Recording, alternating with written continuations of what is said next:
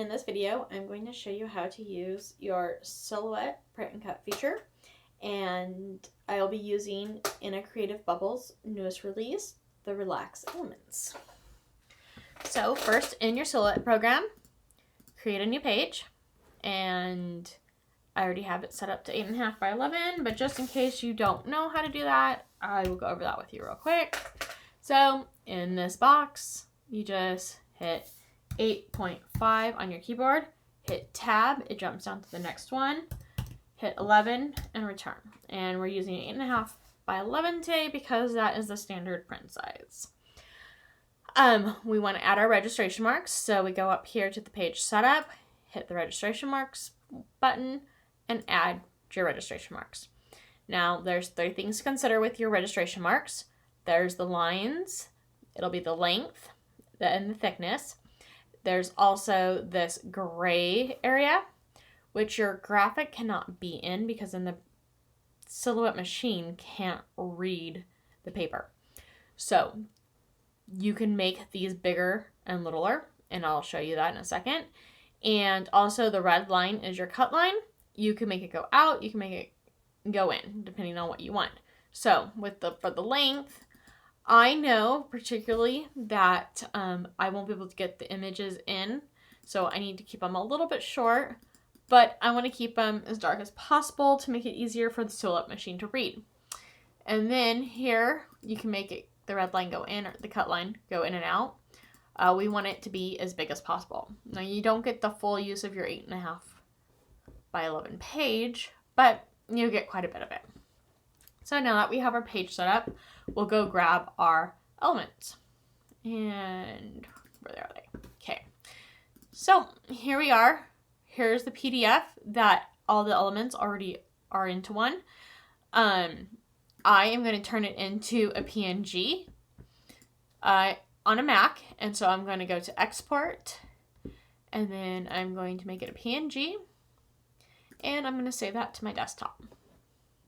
Close these out, and then I'm just going to drag it right in.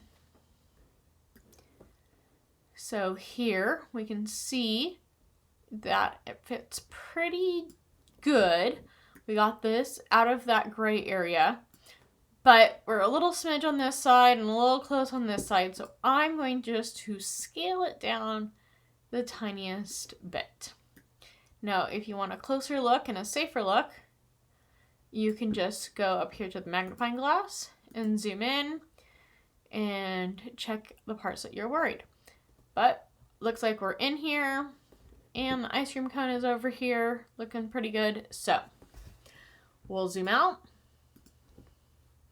All right, next we need to get the cut line.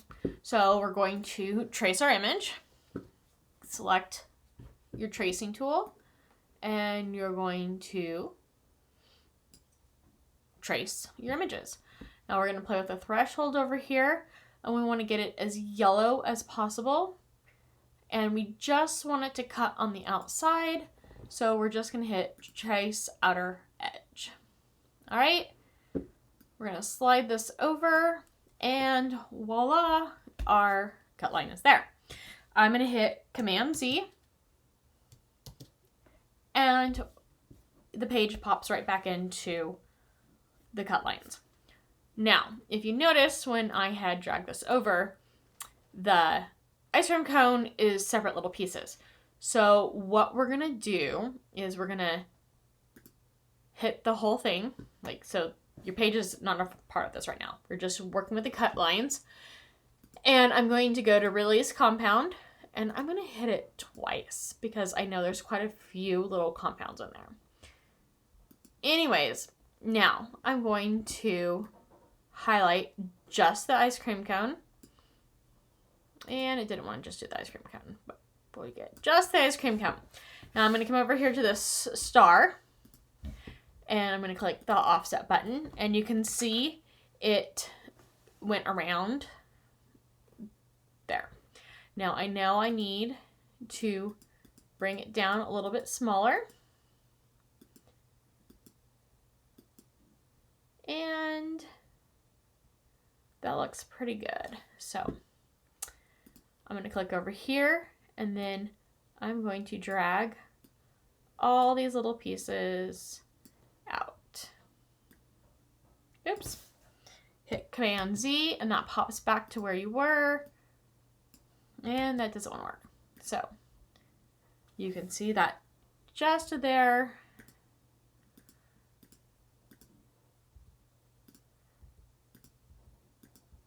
Okay, so I know that the ice cream cone was there.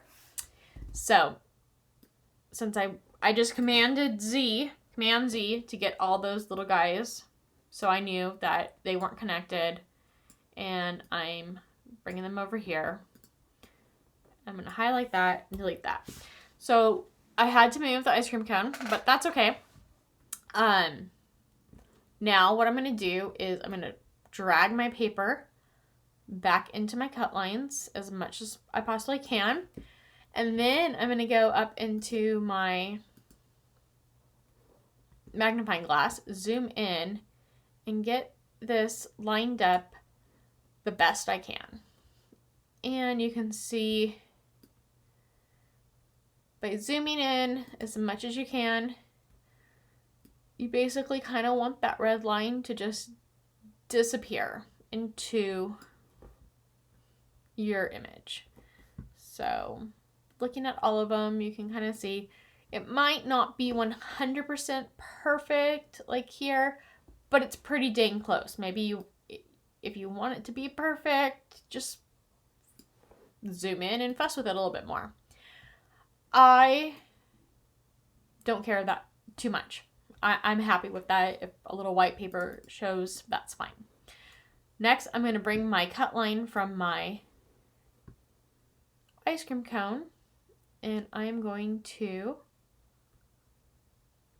just place it right about there. Now I'm on my line, so I'm going to have to fix that, but we're not going to get the blueberries or the lines in, but that's okay.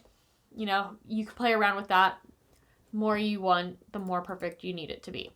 All right, so what I'm going to do is I'm going to highlight the whole thing, and then I'm just going to smidge it down a little bit more so I know that ice cream cone is in there. Go in, and I can actually, that's going to play with my thing, and I don't want it to be like that. So I'm going to take my ice cream back out. I'm going to zoom in even more so I can get these guys as lined up as well as I can, which is not too bad. And now I'm going to work with that ice cream cone line. And I'm just playing around. This is going to have the white line around it, but that's okay because I need it to be all one. So that's pretty good. It's not perfect. You can fuss around with it as much as you want. So here I have everything. Everything's inside. So what I will do next is I will send it to my machine. Here I can also see a preview of what it's going to do. If I'm going to cut cardstock, this is the setting that I use. And let's see, the actions don't want to show up right now because it's saying my Cameo is not available, but my Cameo is available. So I don't know why it does that. Anyways, so that is one way to get your registration marks. Now, another tidbit would be if you go to File and hit Print, hit this print again, and here you have PDF. You want to save this as a PDF. I would say make my options better, like here, like right there, you can make it better. So save it as a PDF. And I want to name this anything I want. I'm just going to do Relax Elements. Save it to my desktop.